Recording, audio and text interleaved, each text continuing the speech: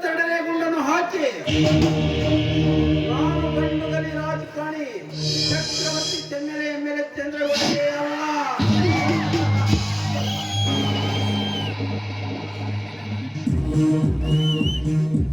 ಕಾರ್ಬಾರಿ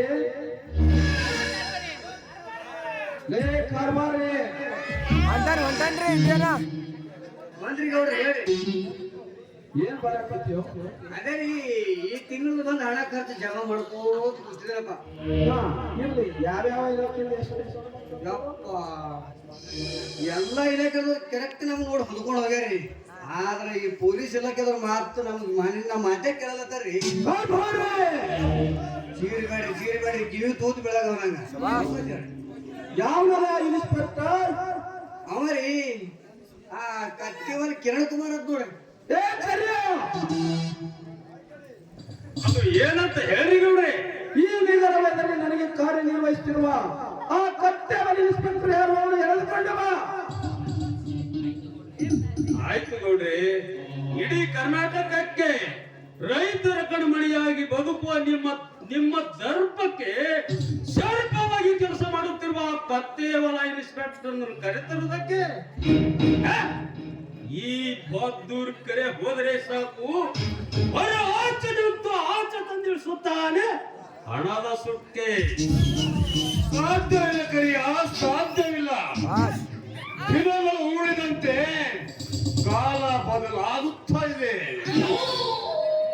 ಅಂದರೆ ಅದರಲ್ಲಿ ಇನ್ಸ್ಪೆಕ್ಟರ್ ಏನು ತಪ್ಪಲ್ಲ, ಜಡಪಿ ಇಂಜಿನಿಯರಿಂಗ್ ಸ್ವಂತನ ತಪ್ಪು. ಆತನಿಗೂ ಏನು ಸಂಬಂಧ? ಸಂಬಂಧ ಇದೆ ಮಾಮಾಸ್ತ್ರಿ ಅವರೇ. ಅವರೆಲ್ಲ ಬಲಭೀಮನ ಪಾರ್ಟಿಯ ಜನ, ಅದರ ಪಕ್ಷದವರೇ ನಮ್ಮ ಪಾರ್ಟಿ ಜನ ಅಂತ ಹೇಳಿ ಆ ಮೂವರು ಕೂಡಿಕೊಂಡು ನಿಮ್ಮ ಕತೆ ಮುಗಿಸಲಿಕ್ಕೆ ಹೊರಟಿದ್ದಾರೆ. ಅಷ್ಟೇ ಅಲ್ಲ, ನಿಮ್ಮ ಎಮ್ಮೆಲೆ ಪಂಡಿನಲ್ಲಿ ನಾನು ಕಟ್ಟುತ್ತಿರುವ ಸಭಾಭವನದ ಬಿಲ್ಲು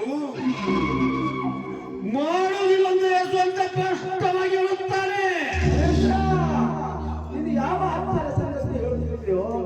ಯಮನಿಗೆ ಯಮನಾಗಿ ನಿಂತಿರುವ ಈ ಚಂದ್ರೇಕರನಿಗೆ ಆ ಕುರಿಮರಿ ಸವಾಲು ಹಾಕುವುದಿಯಾ?